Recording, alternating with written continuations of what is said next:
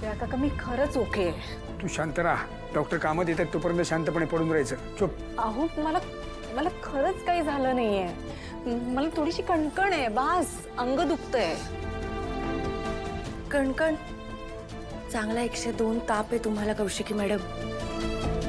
बघ, ही कणकण आहे. ही कणकण आहे का? त्या काका मग तब्येतीच्या बाबतीत हलगर्जीपणा नाही करायचं ग बाळा. त्या काका प्लीज प्लीज समजून घ्या. मी घरी नाही बसू शकत आहे आत्ता. माझा एक खूप महत्वाचा इंटरव्ह्यू लाईंड अप आहे. मिनिस्टर जामखंडे त्यांचा इंटरव्ह्यू आहे आता. त्याच्यासाठी खूप रिसर्च करायचंय, खूप अभ्यास करायचा, इन्फॉर्मेशन काढायची. मी काहीच केलं नाही अजून. नाही कॅन्सल करू शकत मी. आणि आता इलेक्शन सुद्धा तोंडावर आलेत. तुम्हाला माहिती आहे MNN काहीच TRP साठी करत नाही. लोकांमध्ये अवेअरनेस यावा याच्यासाठी हा इंटरव्ह्यू करणं माझ्यासाठी खूप महत्वाचं आहे. आणि माझ्यासाठी तुझी तब्येत महत्वाची आहे. तू बाबासारखा म्हणतेस ना मला. हा, मग बाबा म्हणून माझा ऐक जरा. आराम करायचा. तब्येतीच्या बाबतीत हलगर्जीपणा नको आहे प्लीज. खरं सांगतोय. मी हलगर्जीपणा नाही करत. परफेक्ट दया, अगदी 100% परफेक्ट बोलतोयस तू. नाही, ही माझा ऐकत नाही. किमान तुझं तरी ऐकेल. तिला समजावून मी थकलो अक्षरशः. किती वेळा सांगितलंय स्ट्रेस घेऊ नकोस, सगळी कामं एकटीने करू नकोस, पण नाही.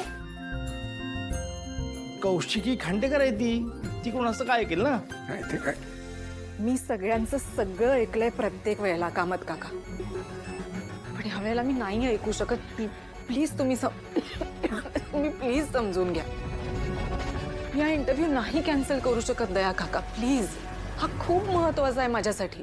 खूप मुश्किलीने मला त्यांची डेट मिळाली. आणि समजा मी हा इंटरव्ह्यू नाही घेतला तर कोण घेणार आहे तुम्ही सांगा. आम्ही करू.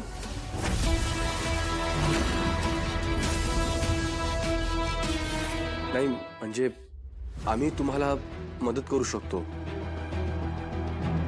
जर तुम्हाला चालणार असेल तर. नाही मला आवडेल पण